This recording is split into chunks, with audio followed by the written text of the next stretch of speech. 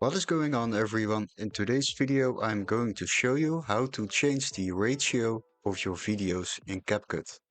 So basically what we want to do is import a video.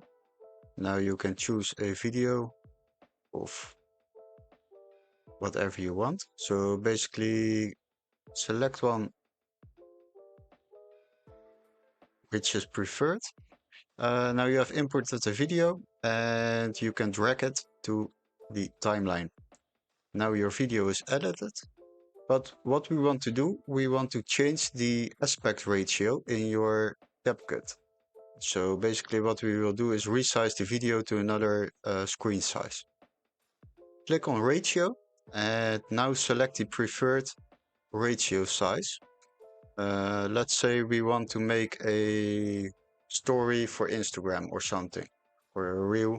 Click on 9:16 and now you have a small ratio, so just a phone screen. What you can do is you can adjust the size of the video, and now you have created another ratio aspect in CapCut. So hopefully this video was very helpful. Don't forget to like and subscribe, and we would like to see you in the next one. Bye bye.